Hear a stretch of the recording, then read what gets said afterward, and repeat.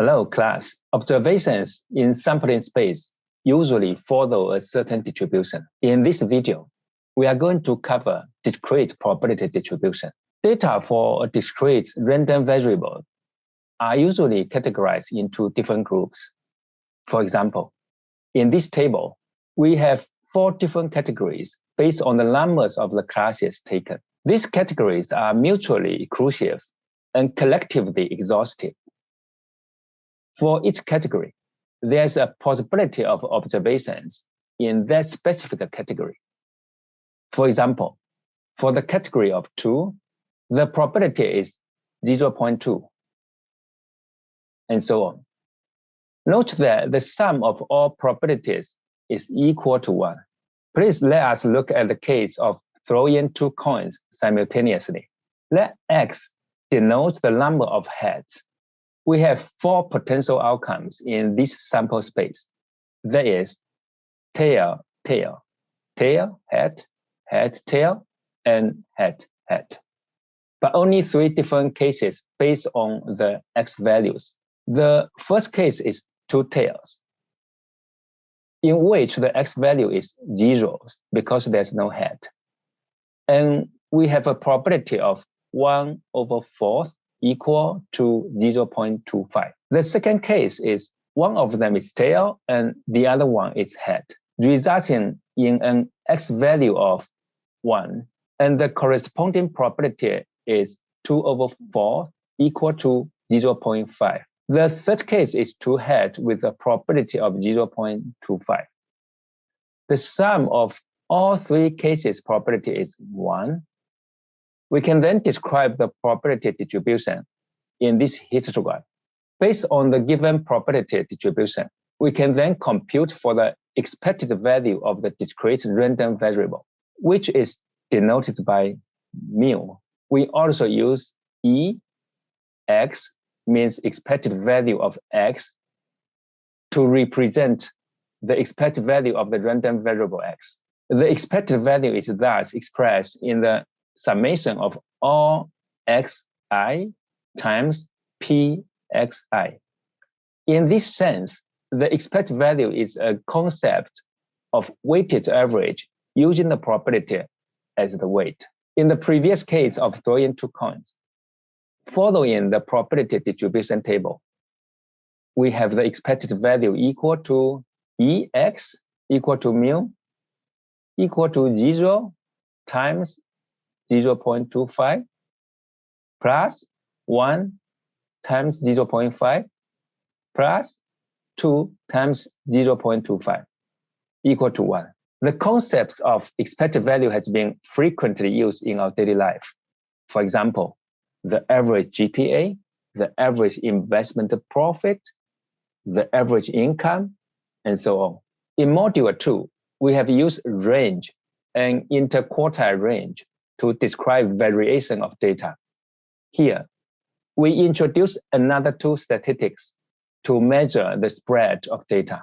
The first one is called variance, which summarizes the variation of the values of a random variable. It is worth noting that this concept is not only for discrete variable, but also for continuous variable. The variance is denoted by var of X equal to sigma squared. Mathematically, for discrete variable, the variance is equal to the summation of all xi minus mu squared times probability of xi.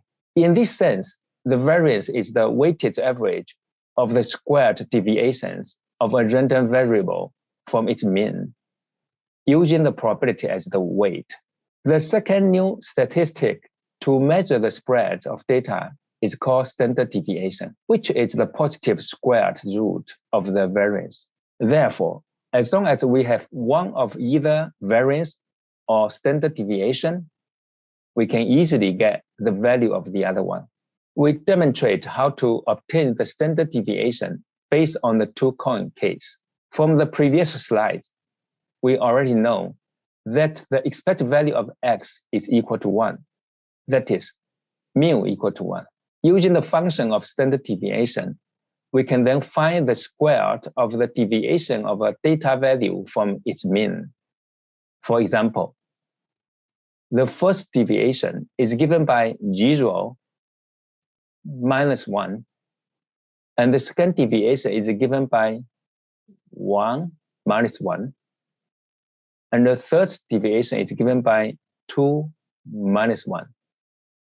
We then use the square root of the deviation times their corresponding weight, which is given by 0.25, 0.5, 0.25, respectively. We then sum up the weighted average, which is given by 0.5. The square root of 0.5 is equal to 0.707, which is the final value of the standard deviation. There are some rules about the linear combination of two independent random variables. For example, x and y. For the expected value of a new constructed variable, that is, a weighted average of a times x plus b times y, where a and b are the weights, the expected value of a times x plus b times y is given by a times expected value of x plus b times expected value of y.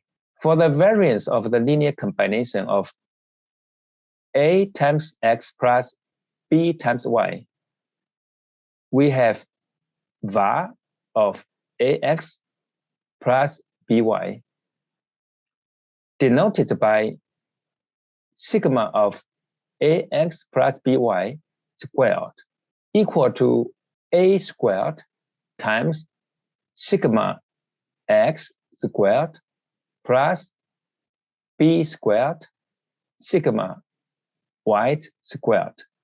The standard deviation is still the square root of the variance. To demonstrate how to compute for the new mean value and the standard deviation, we examine this new case. Suppose there are two investments, X and Y, in a portfolio.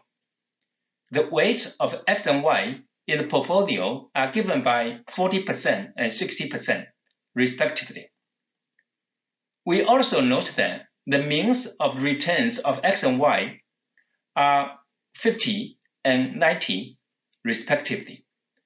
The standard deviations are 43.30 and 193.21, respectively. Now, what are the portfolio's expected return and risks? To answer this question, first, we note that the portfolio is given by the linear combination of 0.4 times x plus 0.6 times y. Then, following the expected value of the linear combination, we have the mean value of the portfolio, EP, equal to mu p equal to 0.4 times mu x plus 0.6 times mu y. Plugging the number into the equation, we get the expected value of p equal to 77.